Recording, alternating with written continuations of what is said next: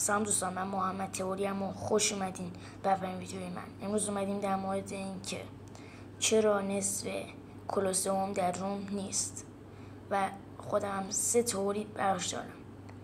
تئوری اول فضایی ها هستن که امکان داره فضایی ها نصف اهرم کلوسئوم رو برده باشن، احتمال که حدود 50 از 100% احتمال داره فضایا اون نصف دیگرشو برده باشن.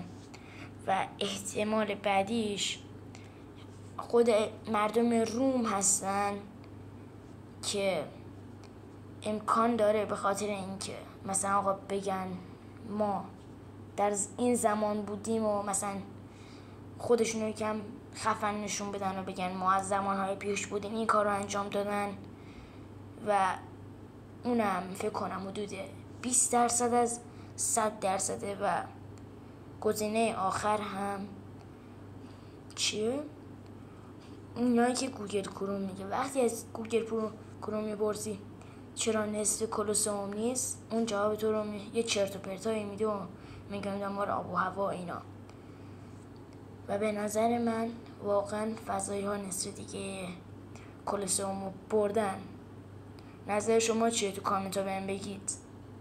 بای.